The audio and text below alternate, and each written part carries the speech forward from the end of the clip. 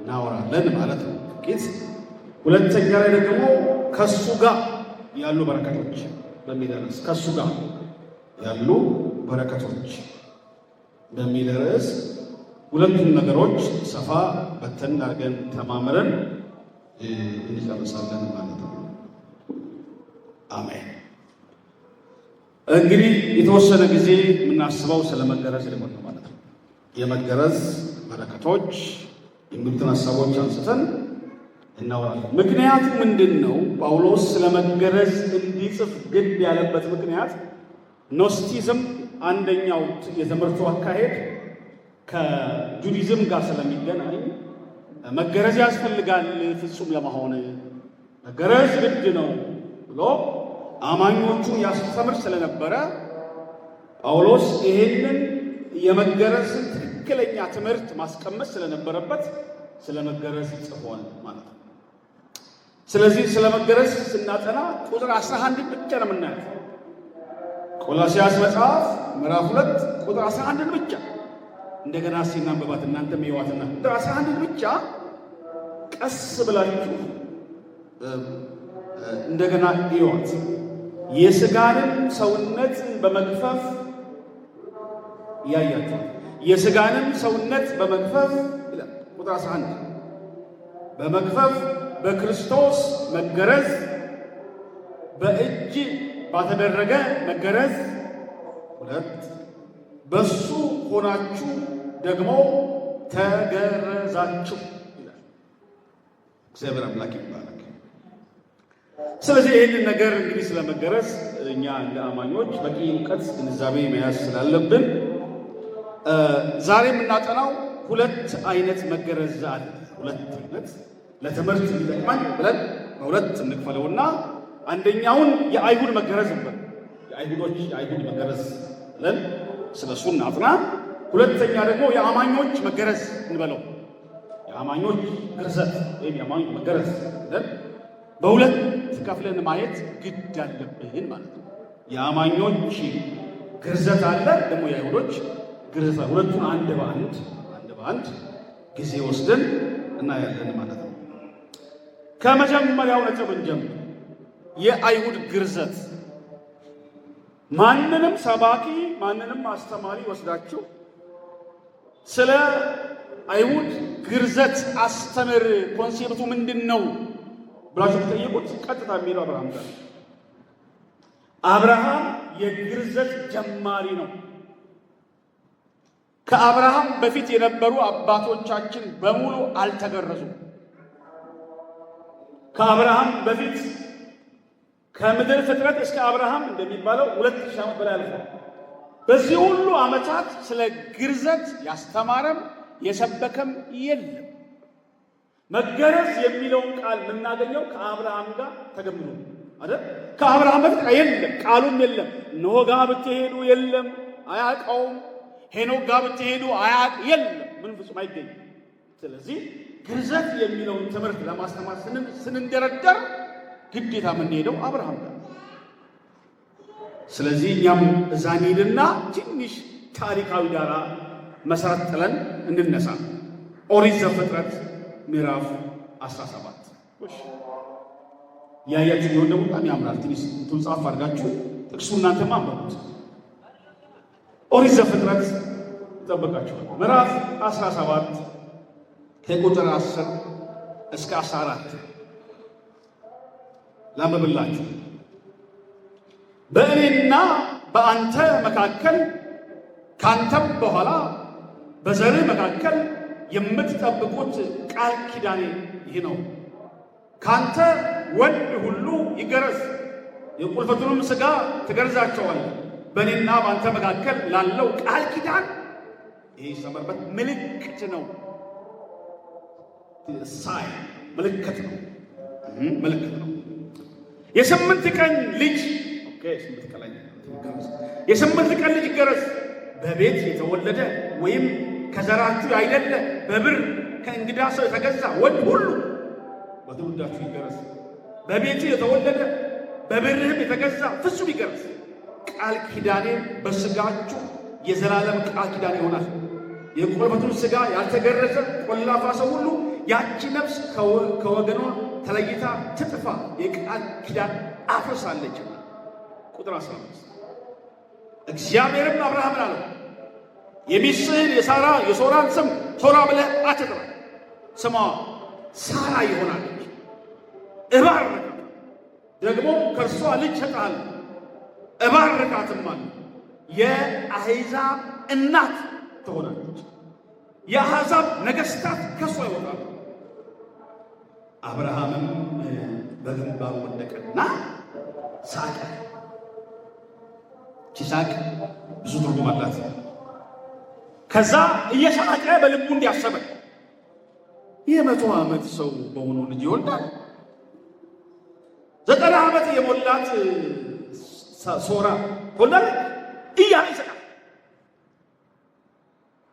እንግዲህ እዚህ ጋር ጀመረ ግርዘት ማለት ነው። እግዚአብሔር ምልክት ነው ይሄ። ጌታ አምላክ ይባረክ። ሚስትህን ስሟን ቀይር፣ የአንተም ስም ይቀየር። ምልክት ነው፣ የቃል ኪዳናችን ምልክት ነው። ይሄን ቃሌን አከብራለሁ። ይሄ ምልክት የመገረዝ ነው። አንድ ልጅ የሌላት ሶራ የነገሥታት እናት ትሆናለች ይለዋል። ሃሌሉያ! የብዙ አሕዛብ እናት ነገሥታት ከሷ ይወጣሉ። አንቺ ያልወለድሽ መካን እልል በይ፣ ልጅ አልባይቱ እልል በይ እንደተባለ ከሷ ነገሥታት ይወጣሉ፣ ከሷ ብዙዎች ይነሳሉ ብሎ እግዚአብሔር የቃል ኪዳን ምልክት እግዚአብሔር ሰጠው ለአብርሃም፣ ግርዘትን ማለት ነው። እግዚአብሔር አምላክ ይባረክ። ይሄ ለዘላለም የጸና ከዛ ከሕጉ ጋር ከሙሴ ሕግ ጋር አብሮ ተደምሮ ጸና ማለት ነው። እግዚአብሔር አምላክ ይባረክ። ይሄ የአይሁድ ግርዘት ይባላል። በ8ኛው ቀን ወንድ ብቻ ወንድ ብቻ እንደሚገረዝ የእግዚአብሔር ቃል ይህን በጥልቅ በስፋት ያስተምራል። እግዚአብሔር አምላክ ስሙ ይባረክ። ምልክት ነው፣ የቃል ኪዳን ገበያ ምልክት ነው ማለት ነው። ግርዘትና የግብፅ ነውር። ስለዚህ ጉዳይ ላውራ ፈልጋለሁ። ከኢያሱ መጽሐፍ ጋር ተያይዞ በጣም ወደድኩት ሀሳብ ነው። ኢያሱ 5 ላይ አውጡና ከ6 እስከ 7 እናነብና ከዛ ክፍል ውስጥ የወጡ 3 ፕሪንሲፕሎች አብረን ነው። ግርዘትና የግብፅ ነውር በኢያሱ መጽሐፍ ምዕራፍ 5 ከ6 እስከ 7 ብቻ 2 ቁጥሮች።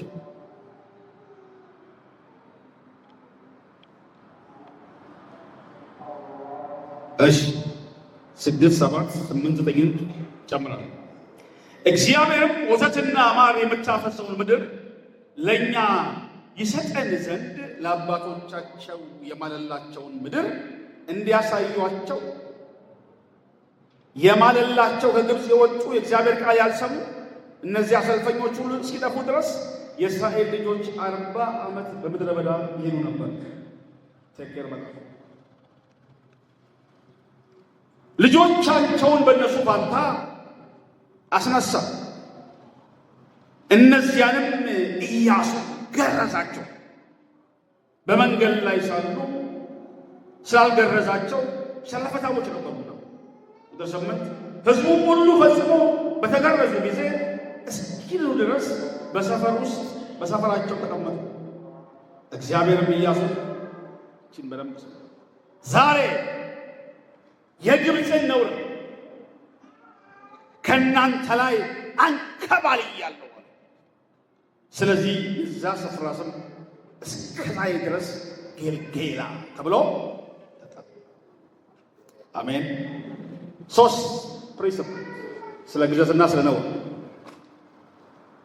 ቁጥር 6 ላይ እንዳያችሁት 40 ዓመት የተሽከረከሩበት ምክንያት አለመታዘዝ መሆኑን ይጠቁመናል። እግዚአብሔርም ወተትና ማር የምታፈሰውን ምድር ለእኛ ስጠን ዘንድ ለአባቶቻችን ወደ ማለው ምድር እስኪያገባቸው የማለባቸው ከግብፅ የወጡ የእግዚአብሔር ቃል ያልሰሙ እነዚያ ሰልፈኞች ሁሉ እስኪጠፉ ድረስ የእስራኤል ልጆች በ40 ዓመት በምድረ በዳ ይሄዱ ነበር። ይሄ አዙሪት፣ ይሄ መሽከርከር እግዚአብሔር የገባልን ተስፋ ቃል እንዲፈጸም አማኞች እንድንሆን አምላክ ያገዘን። ጮክ አሜን በሉ። አሜን። በጣም የሚገርም ነገር የ40 ዓመት መሽከርከራቸው መንስኤው አለመታዘዝ እንደሆነ ጠቆም ያደርገናል። ሁለተኛ ላይ ወደ ጉዳይ ልሩጥ ተወሮያው እግዚአብሔር ሁሉ ጊዜ ሌላ አለው። ይሄ በጣም ይገርመኛል። ቁጥር 7 ላይ ያለው ሐሳብ ልጆቻቸውን በእነሱ ፋንታ አስነሳ ይላል። እነዛ አምፀዋል። አዎ አምፀዋል። እግዚአብሔር ግን በእነሱ ፋንታ ሌላ አስነሳ። እግዚአብሔር ሁሉ ጊዜ ሌላ አለው። እኔ ሳምፅ ሌላ አለው። አንተ ስታምፅ ሌላ አለው። እግዚአብሔር ሰው ቸግሮት አያውቅም። ዋው! የሚያገለግለው ሰው ቸግሮት አያውቅም። እግዚአብሔር ሁሉ ጊዜ ሌላ ያስነሳል። ስሙ ከፍ ይበል። መጨረሻ ላይ ያለውን ቃል አስምሩበት። ሶስተኛ ነጥብ የግብፅ ነውር። እግዚአብሔር ኢያሱ ሕዝቡ ሁሉ ገርዞ ሰው ሁሉ ቁስል በቁስል ሆኖ ተኝቶ እያለ አምላክ እንደዚህ ያለ ዛሬ የግብፅን ነውር ከእናንተ ላይ አንከባልያለሁ። የዚህ ስፍራ ስም ጌልጌላ ይባል። የግብፅ ነውር ስትሰደቡበት ስትነቀፉበት የነበረው ታሪካችሁን ሽሬዋለሁ። ሃሌሉያ! ሰዎች ይሏችሁ የነበሩትን ስድባችሁን ሰምቼ ቀይሬያለሁ። የተስፋ ቃሌን ፈጽሜያለሁ አለ እግዚአብሔር። ስሙ ይባላል። ስትነቀፉበት የነበረው ታሪካችሁ አብቅቷል። አሜን። እግዚአብሔር ጣልቃ ገብቷል። የታል የተስፋ ቃሉ? እግዚአብሔር አደረግልሻለሁ ያለሽ የታል? አምላክ እያልክ እያገለገልክ የታል ተስፋ ቃል? እግዚአብሔር ያለን ቃል ይፈጸማል። ዶስ ከፋብስ ናሙት እግዚአብሔር በውስጥ የነገረኝ የተስፋ ቃል ይፈጸማል። ሲቆና የሚበሉ አሜን። አንድ ሳይቀር አደርጋለሁ ያለውን በሙሉ ያደርገው። እስራኤሎች ይነቀፉ ይሰደቡ፣ የታል ተስፋ ቃላችሁ? ወተትና ማር የምታፈስ ምድር ስትሏን ነበር፣ የታል? እግዚአብሔር ይሄን ነቀፌታቸውን ከነዓን አስገብቶ አነሳው። አሜን። ይሄን ቃል እግዚአብሔር ሲናገር ሕዝቡ ከነዓን ገብተዋል። መናው ቆሞ ፍሬ መብላት ጀምረዋል። የነገራችሁ ቃል ይፈጸማል። ለውራባችሁ የነገራችሁ ቃል ይፈጸማል። ያላችሁ ቃል ይፈጸማል። ሰው በእናንተ ላይ ያወራው የስድብ ቃል የሚሻልበት ዘመን ይመጣል። የታል የሱ አምላክ? የታል የሱ አምላክ ተብሎ የተነገረበት ዘመን የሚሻልበት ዘመን ይመጣል። አሜን። የግብፅን ነውር እግዚአብሔር ከላያቸው ላይ አንከባሎታል። ክብር ለታላቁ ስሙ ይሁን። አሜን አትሉ? ስለዚህ ይሄ የአይሁድ መገረዝ በጣም ረጅም ዓመት የቆየ ከአብርሃም ጀምሮ ሙሉ ብሉይ ኪዳን ውስጥ አዲስ ኪዳን ድረስ የትምህርት ችግር ሆኖ የቀረበ ትምህርት ብፈልጉ ምንድን ነው መገረዝ? ለእኛ በጣም ሲምፕል ነው፣ ለአሕዛቦች። ለአይሁድ ግን ይሄ በጣም መተው የማይቻል ትልቅ ጉዳይ ሆኖ እንደቀረበ እናንተም ታያላችሁ። ኦኬ፣ እንግዲህ የአይሁዶች ግርዘት ወደ እኛ ልምጣ፣ ወደ ትምህርቴ። የአማኞች ግርዘት ቶፒኬሽን ሆነ። ያኛው መንደርደሪያ ነው፣ ያኛው መንደርደሪያ ብቻ ነው። ቁጥር 11ን ደግመን እናያት። ይህኔ ሀሳብ እዛ ጋር ያለ የሥጋን ሰውነት በመግፈፍ በክርስቶስ መገረዝ በደንብ ያየቱት በእጅ ባልተደረገ ይገርም ነው ቃሉ። መገረዝ በሱ ሆናችሁ ደግሞ ተደረጋችሁ። ሌላ አይነት መገረዝ እያወራ የአዲስ ኪዳኑ መገረዝ አትሊስት 4 ነገር 4 ነገር ከዚህ ከቁጥር 11 ነው ሁሉም የወጣው። አትሊስት 4 ነገር። 1 በሰው እጅ አይፈጸምም። ትክክለኛ የሰው እጅ ሊገርዝ አይችልም። የአዲስ ኪዳኑ ግርዛት በሰው እጅ የሚተገበር በፍጹም አለ ቶታሊ ያለ እንደ ብሉይ ኪዳኑ እንደ አብርሃም አይነት ግርዛት ኢያሱ ሲገርዝ እንደዋለው ጳውሎስም እንደገረዘው እንደዚሁ በሰው እጅ የሚከናወን በጭራሽ አይደለም። ቁጥር 11 ላይ የሥጋን ሰውነት በመግፈፍ በክርስቶስ መገረዝ በእጅ ባልተደረገ ላይ ቦልድ አርጓት። በእጅ ባልተደረገ ሰው የትኛውም አገልጋይ፣ የትኛውም መጋቢ፣ የትኛውም አስተማሪ፣ የትኛውም ነቢይ፣ የትኛውም ዘማሪ ሊገርዝ አይችልም። በሰው እጅ አይከናወንም። አዲስ ኪዳናዊ ግርዘት በሰው እጅ የሚሰራ ቶታሊ አይደለም። አንድ ሁለት ግርዘቱ የሚከናወነው በመንፈስ ቅዱስ ነው። ግርዘቱን የሚያከናውነው መንፈስ ቅዱስ ነው። ይህ በጣም ወሳኝ። በሮሜ መጽሐፍ ምዕራፍ 2 ቁጥር 29 ምናቀው ቃል ነው፣ ግን ደግመን እናነበዋለን። ሮሜ መጽሐፍ ምዕራፍ 2 ቁጥር 29 ዳሩ ግን በስውር አይሁዳዊ የሆነ አይሁዳዊ ነው። መገረዝ በመንፈስ የሚደረግ የልብ መገረዝ ነው እንጂ በመጽሐፍ አይደለም። እሱም ምስጋናው እግዚአብሔር ነው እንጂ ከሰው አይደለም። መገረዝ በመንፈስ የሚደረግ በመንፈስ ወሉሲ መንፈስ ቅዱስ ገራዥ ነው። የመንፈስ ቅዱስ ተግባር ነው፣ ስራ ነው ግርዘት። የማንም ሰው ስራ ድርሻ ነው መግረዝ። የመንፈስ ቅዱስ ስራ ድርሻ። ሃሌሉያ። 3 የሚገረዘው ልብ ነው። በቅንፍ ውስጥ አስተሳሰብ። ግርዘት የሚያስፈልገው እሳቤያችን ነው፣ እይታችን ነው፣ ነገሮችን የምናይበት ነው። ወይም ልብ መንፈስ ቅዱስ ልብን ይገርዛል፣ ሐሳብን ይገርዛል፣ አይዲያን ይገርዛል። ቅድም እንዳየነው በመንፈስ የሚደረግ የልብ መገረዝ።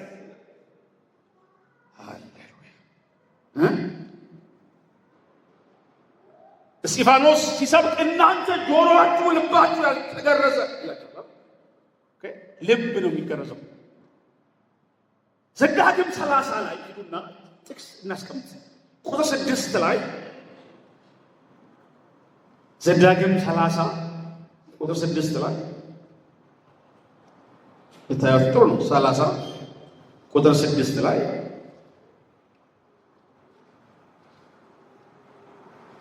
በሕይወትም እንድትኖሩ ለአምላክ ለእግዚአብሔር በፍጹም ልብ በፍጹም ነፍስ እንድትወድድ አምላክ እግዚአብሔርን ልብህን የዘርህንም ልብ ይገርዛል። ስለዚህ የአዲስ ኪዳኑ ግርዘት የልብ እንጂ ሻለፈት አይደለም። ጌታ አምላክ ይባላል። 4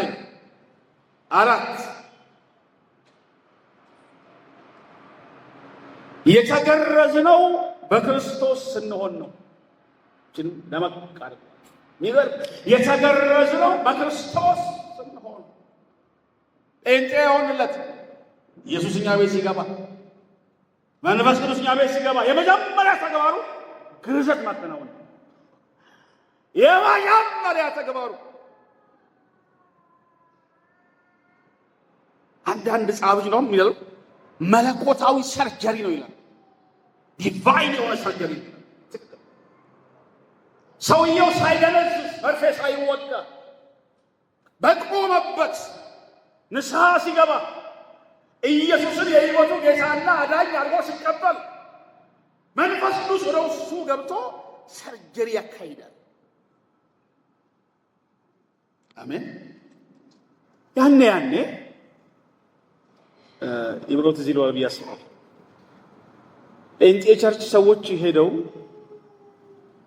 ንስሐ ገብተው ወደ ቤታቸው ሲመለሱ ሰዎቹ ምንድነው ያስነኳችሁ ይላል። የሆነ ቅባት አለ ሰምታችሁ የሆነ ቅባት ነገር የሆነ ነገር ያረጋቸዋል። ከዛ በቃ የሆነ ቡጭ ይችላል ምን እንደሚያስነኳቸው ግራ ይገባል። አንድ ቀን ገባ ሲወጣ ሌላ ሰው አክት ያደርጋል። እርግጠኛ ሁኑ እኔ ቆሜ ሰዎቹን ንስሐ እያስገባው መንፈስ ቅዱስ ሰርጀሪ ያካሂዳል።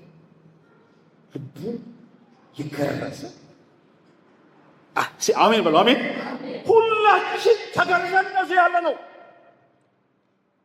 የባሰ ክፉዎች ነበርን፣ አመፀኞች ነበርን፣ ለሀገር ለመንግስት ምናስቸግር ሰዎች ነበር።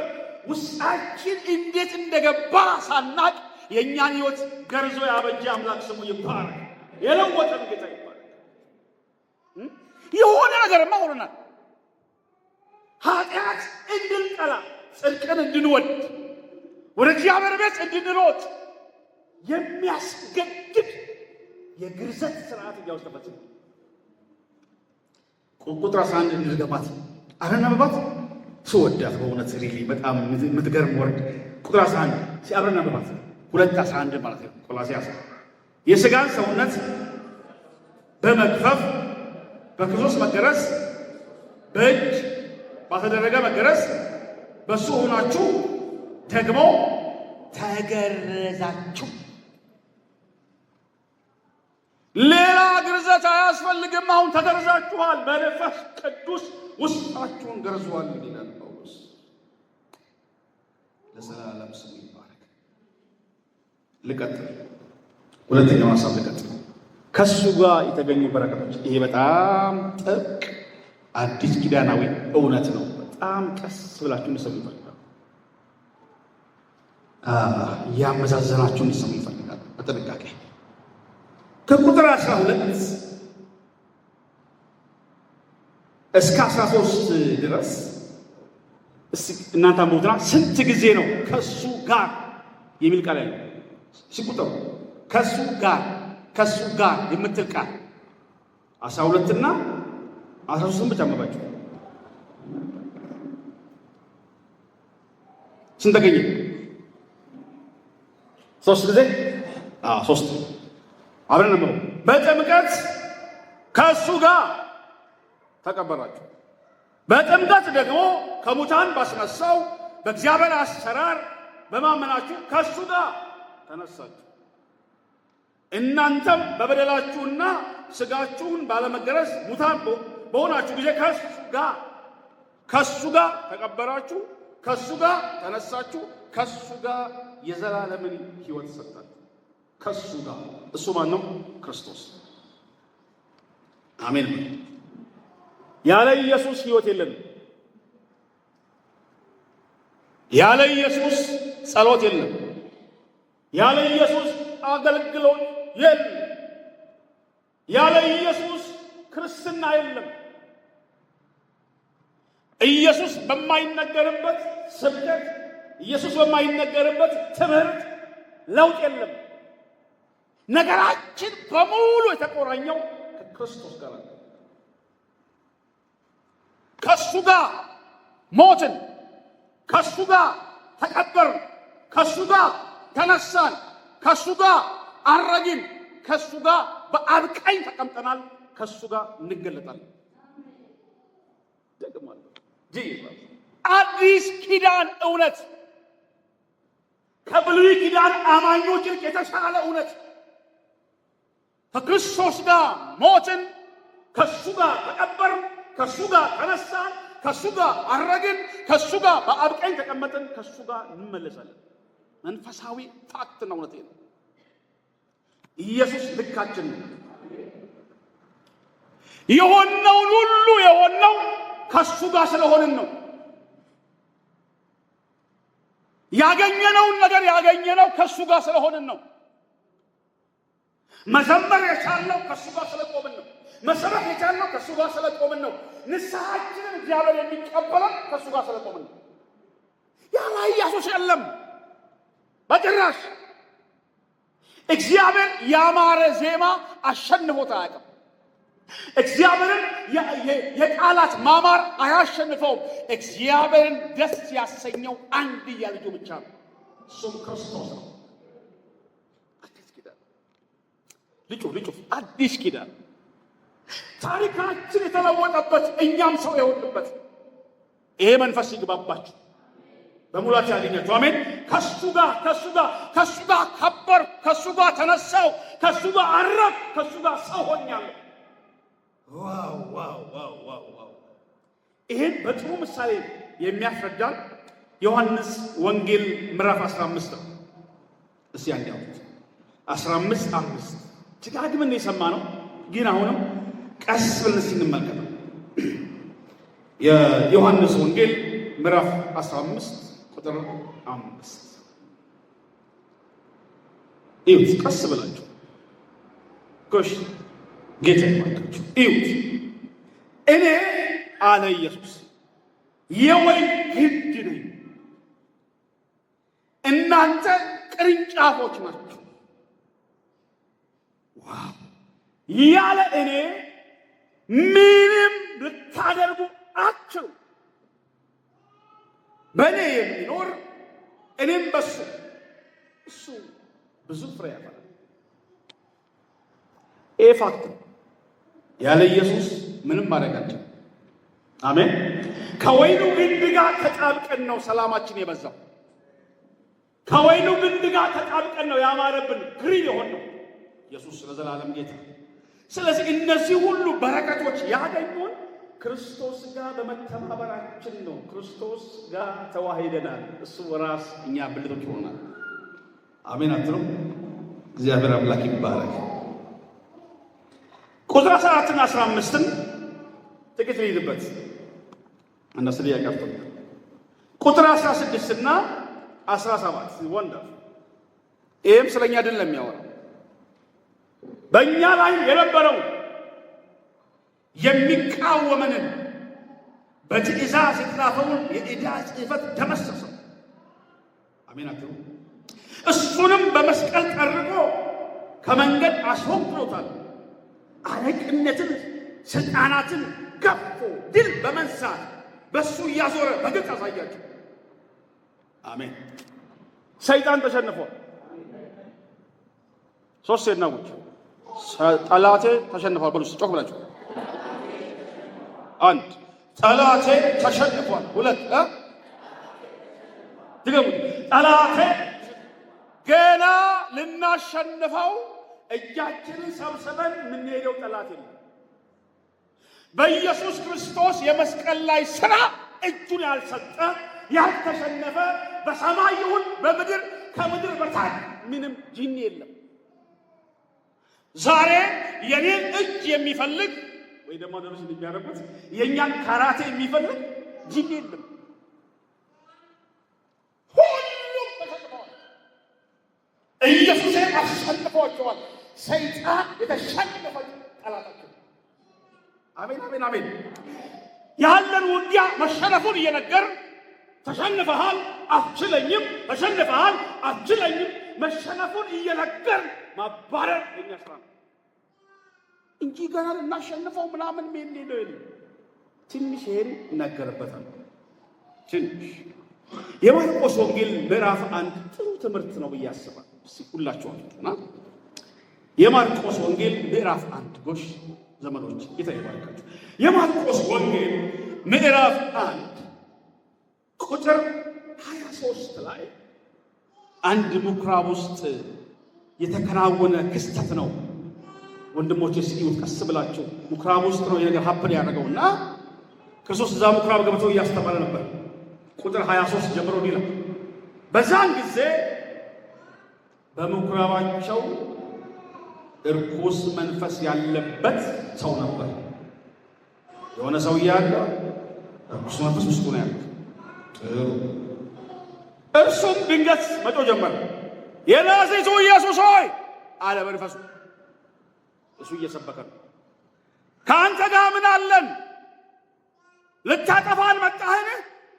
ማን እንደሆንክ አውቃለሁ፣ የእግዚአብሔር ቅዱስ ብሎ ጂኒ ጮኸ። ኢየሱስም ዝም በል ከሱ ውጣ ብሎ ገዝ እንዲያወራ ፈቀደ። አንፈራገጠውና እርኩሱን መንፈስ ታላቅ ድምፅ ጮሆ ከሰውየው ወጣ። ቀጥሎ ነው ሁሉም ይህ ምንድን ነው? አንድ በስልጣን እርኩስ መንፈስ ያዛል። ሁለት እነሱም ይታዘዙለታል። አራት ይህ አዲስ ትምህርት ነው። ይሄ ነገር አዲስ ነው። አዲስ ትምህርት ነው ብለው እስኪጠያየቁ ድረስ አደነቁ። አራት ጥያቄ መለሱለት። ይህ ምንድን ነው? አይተናናቅም። ከዚህ ቀደም ማንም ሰው እዚህ ምኩራብ ውስጥ አጋንንት ሲያስወጣ ወይ እዛ ሰፈር ያለ ምኩራብ ሰምተንም አይተንም አናቅም። በብሉይ ኪዳን አጋንንትን ያስወጣ አንድ ነቢይ ፈልጉልኝ፣ ሸልማቸዋል። ፈልጉ። አንድ ነው። ሙታን የቀሰቀሱ ብዙ ናቸው። ቀይ ባህር ከፍለዋል፣ ዮርዳኖስ ከፍለዋል። ውስጣቸው ባለው ጸጋ አጋንንትን ያስወጣ ዳዊት አላችሁ። በገና ተረደረ፣ አልወጣም። ሲመታ የሆነ ሪላክስ ያደርጋል። ከዛ ሲጠረቡ ይገባል። እንግዳ ነው። ማንም ሰው አልቻ በብሉይ ኪዳን ዘመን አጋንንት የለም። ባሽ ግን ማንም ነቢይ ይሄንን የማድረግ ስልጣን አልነበረው። ስሙኝ ንገራችሁ፣ እያንዳንዳችሁ ላይ አጋንንትን የማስወጣት ስልጣን እጃችሁ ላይ ነው። ሲል የሚያመሳው ለዚህ ቤት ማንም ጋር ደውሎ አይ ያደው ይማል ማንም ጋር ምንም በወጣሽ በጣም ያለው የምትይወር አጣም ያለው ማንም ጋር ደውሎ እያንዳንዳችን እኩል ስልጣን ያለን። እኔ ጋር ከፍ ያለ ኪሩቤል ጋር ዝቅ ያለ የለም። የልጅነት ስልጣን ነው። ስልጣን መጠቀም አለመጠቀም ግን የኛ ፋንታ። ኦኬ፣ አዲስ ትምህርት ነው። ይሁት ስልጣን በስልጣን እርኩስ መንፈስ ያዛል ማለት ኢየሱስ እኮ ያለው ምንድን ነው? ዝም በል ትእዛዝ ነው። ለምን ዝም በል ዝም በል ከዛ ዝም በል ከሱ ውጣ። ይሄ ነው ስልጣን ማለት። ዝም በል ከሱ ውጣ አለ እንጂ የሆነ ልመና ተው እባክህ አትረብሸው ለቀው እባክህ ሂድ አይባልም ማለት ነው። ውስጣቱ ስልጣናቱን ተጠቀሙ። የገሃነም ደጅ ይፈርሳል። ሲጮክ አሜን በልስ፣ አሜን በልስ። ሲሞክሩ ዛሬ ማታ እንደው እጃችሁ ላይ ጨመራችሁ እንደው ቢሆን ጉርድት ጉርድ እያላችሁ ልክ እንደ ባለስል አክት እያደረገ ዞር ከቤቴ ላይ ከቤቴ ላይ ዞር በል ምናምን ቃል በስልጣን አዋጅ አውጁ። የሆነ ሰው በስልክ ለእናንተ መጸለይ የለበት በዚህ ጉዳይ ላይ ውጣ ብያለሁ በሉት። ሰፈሩ መንደሩ ለቀው ይወጣል። ጮክ አሜን በሉ። አሜን። ይሄ በጣም ግልጽ እውነታ ነው። ካልተለማመዳችሁ ግን ሌላ ሰው ላይ ነው። ከዛ ሰይጣን ተሸንፏል። አሜን። እነሱም ይታዘዙለታል። ይህ አዲስ ትምህርት ምን እስኪ ድረስ ለመጀመሪያ ጊዜ ኢየሱስ የእግዚአብሔር ልጅ ስለሆነ መናፍስትን በስልጣን ያዝ ነበር። ያ ስልጣን ያ ማንዴት ዛሬ የሁላችን እና የእናንተ ነው። አሜን በሉ። ብሉይ ኪዳን ሌላ ማስረጃ መጽሐፈ ትንቢተ ዘካርያስ በጣም የምታውቁት ወርድ ነው። ልፍተን ትንቢተ ዘካርያስ ምዕራፍ 3 ስለ ካህኑ ኢያሱ ታውቁት ነው። በጣም ብራዛርስ በደንብ እስቲ ይዩት። ጆሹዋን ይዩት። ወንድማቸው ታላቁ ካህን ነው። which means ሊቀ ካህን ነው። ቁጥር 1 ጠብቃችሁ አውጡት። እሺ ትንቢተ ዘካርያስ ምዕራፍ 3 ቁጥር 1 እስከ 3 ነው። ጠብቃችሁ አውጡት። ትንቢተ ዘካርያስ ምዕራፍ 3 ቁጥር 1 እስከ 3 ኮሽ ለምበው እንግዲያውስ እርሱም ታላቁን ካህን በቅንፍ ውስጥ ሊቀ ካህን ማለት ነው ኢያሱን በእግዚአብሔር መልአክ ፊት ቆሞ አሳየኝ። ሰይጣንም ይከሰው ዘንድ በስተቀኙ ቆሞ ነበር። እግዚአብሔርም ሰይጣንን ሰይጣን ሆይ እግዚአብሔር ይገሥጽህ፣ ኢየሩሳሌምን የመረጠ እግዚአብሔር ይገሥጽህ፣ በውኑ ይህ ከእሳት የተለቀቀ ትንታግ አይደለምን አለው። ኢያሱም እድፋም ልብስ ለብሶ በመልአኩ ፊት ቆሞ ነበር። እርሱም መልሶ በፊቱ የቆሙትን እድፋሙን ልብስ ከሱ ላይ አውልቁ አላቸው። አሜን በሉት። እነሆ አበሳህን ካንተ አርቄአለሁ፣ ጥሩ ልብስ አለብስሃለሁ፣ ደግሞም ንጹሕ ጥምጥም በራሱ ላይ አድርጓል። እነሱ በራሱ ላይ ጥምጥም አደረጉ፣ ልብስንም አለበሱት። እግዚአብሔርም መልአክ አጠገቡ ቆመ። ትልቁን ካህን መጣ ሊከሰው። ማንም አይበላ ክሱ እኮ ትክክል ነው። በጣም ኢድፋም ልብስ ለብሶ የሆነ ችግር ውስጥ ነው ያለው። ታላቅ አገልጋይ ነው። አየህ፣ ሰይጣን የሆነ ነገር ሲያገኝ ዛሬ ይመጣል። ትክክል ነው። ቀዳዳ ነገራችሁን ሊያበላሽ እንደዛ አድርጎ ይህን ትልቅ ካህን ግራ ሲያጋባ ሲያስጨንቀው አምላክ ይሄ ከእሳት የወጣ ትንታግ ነው አለ። ጥምጣሙን አውልቁለት፣ እድፋሙን ልብስ አውልቁለት። የሚከራከር አምላክ በሰማይ አለን። አሜን። አዲስ ኪዳን ሰይጣን ተሸንፏል። አሁንም ሁለት የደገሙት ጠላቴን ተሸንፏል። በሉ በሉ በሉ በሉ በደም ባካችሁ እንደው በጌታ ስል እንትኑ እንደዚህ ዝም ብሎ አንዳንድ የሰፈር ነቢይ በቃ ዝም ብሎ ቀይዋ ሴትዮ የአንቺ ጎረቤት ደገመችብሽ ምናምን አትስሙ። በጌታ እንደው በእኔ ይሁንባችሁ። አትሊስት ምንም አትሆኑም። ሲደግሙባችሁ ቢውሉ ተረጋጉ። እስከ ዛሬ ሲደገምባችሁ እኮ ነበር። በቃ ሲመተትባችሁ ሲደገምባችሁ አላችኋል። ነገም ትቀጥላላችሁ። ደጋሚዎች እያሉ በሕይወት ትኖራላችሁ። ከጎረቤቶቻችሁ ጋር እንዳያጣሏችሁ። ሴትዮዋ የአንቺ ምርጥ ጎረቤት ናት። ከሷ ጋር ቀጥሎ በሰላም። ጂኒውን ግን ምቱት። ጂኒ የተመታ ይሁን በሱ ላይ ይሰራ ግን ጂኒ መታ። አሜን አሜን አሜን። ጠላታችን ስጋና ደም አይደለም። ጠላታችን ሰይጣን ነው። እሱም ተሸንፏል። አሜን። ሲመትት ቢያገር በእናንተ ላይ አይሰራም። በያዕቆብ ላይ ድግምት አይሰራም። አይሰራም ማለት ጊዜ አይሰራም። ግን መተትባችኋል።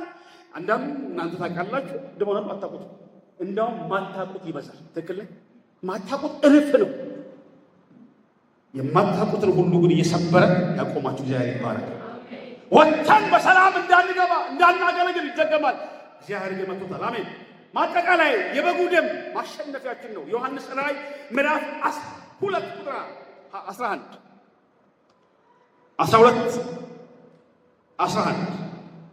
ዮሐንስ ራእይ 12 ቁጥር 11 እነሱም ከበጉ ደም የተነሳ ከምስክራቸውን ቃል የተነሳ ድል ነሱት። የበጉ ደም ማሸነፊያችን። አሜን በሉ። አሜን። ቤታችሁ ያላችሁ ነገር በሙሉ በደሙ ተሸፍኗል። ጠላት አያገኛችሁ። እናንተ ወታደሮች ናችሁ። የክርስቶስ የክፉ ጠላት አያገኛችሁም። አሜን። ተሰለን የምንኖረው አሸንፈን የምንኖረው። ጠላታችሁ ተሸንፏል። ድርገም ጠላታችሁ ተሸንፏል። መኖርሽን የማይፈልግ ማገልገልሽን የማይፈልግ ጠላትሽ ተሸንፏል። አሜን። መሸነፉን አውጁለት። ተሸንፈሃል።